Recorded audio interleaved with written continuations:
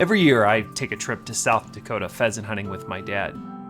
We've been doing it for years. The drive is long, so we usually leave early in the morning, but I never have trouble getting up. Usually I have a hard time staying asleep. I look forward to that trip all year, and I always find myself anxious and ready to go. You probably know that feeling. That mix of excitement and anxious nerves, a big trip, a big game, a big meeting. It's a strange mix of expectation and uncertainty. That destination still ahead of you, consuming your mind and your imagination.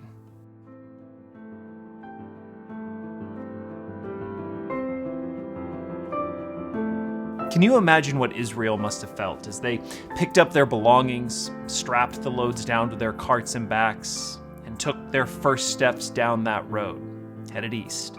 The sun still rising ahead of them, the anticipation of that new land and a new life just out there on the horizon. The Bible calls the story the Exodus. For generations, hundreds of years, Israel had been subjected to slavery in Egypt. But God brought Moses to prophetically declare their freedom. It had not come easily.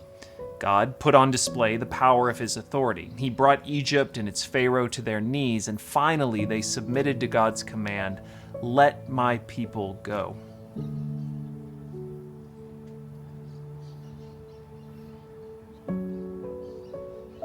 So Israel began their exodus out of Egypt. But ahead of them was wilderness, a vast stretch of desert. Beyond that, the land God had promised to their forefather Abraham. That land was a new identity, a new way of living, a new future. That view represents so much of life.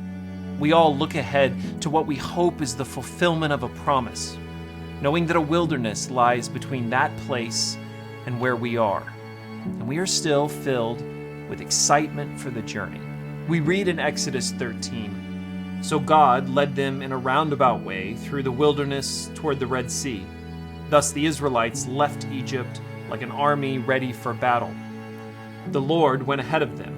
He guided them during the day with a pillar of cloud, and he provided light at night with a pillar of fire." It had to have been a remarkable scene. The excitement, the anticipation, the miraculous cloud and fire. But it all came to a sudden stop.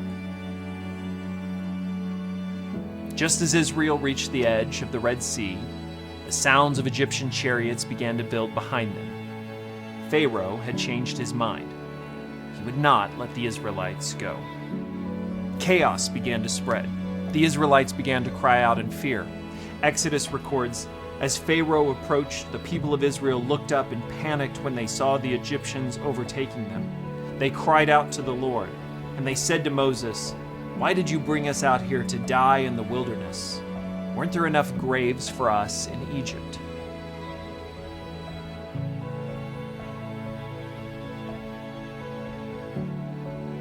Pressed between the advancing Egyptian army and the edge of the sea, they were trapped and terrified.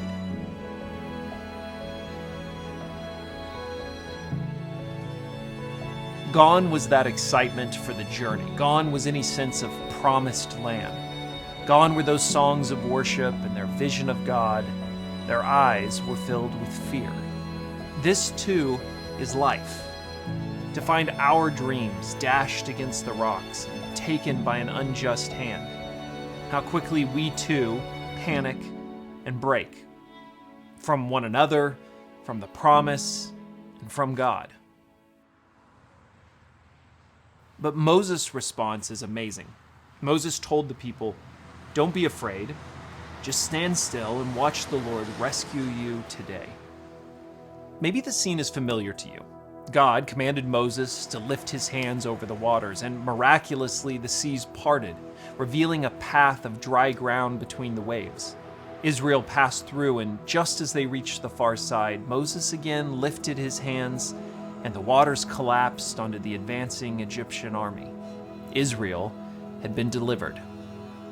There's so much in this story that inspires and challenges our faith. Our God was and is a God of deliverance. But maybe the heart of this story is a simple realization. Israel's journey was not initiated or rescued by their planning. The journey was initiated by God's deliverance. Who they were was not defined by where they were going. Who they were was defined by the God who had delivered them. They were God's people by the power of His hand. That story of the Exodus becomes our story. It is the story of every person who, in that moment of fear, calls out to God and discovers that He is a God who delivers. It's the story of those who, by humility and astonishment, realize that their path is not their plan, but His deliverance. And like Israel, we are forever marked by that deliverance we have received. God delivers His people, guides His people, blesses His people, and all those who choose to follow become His. Listen.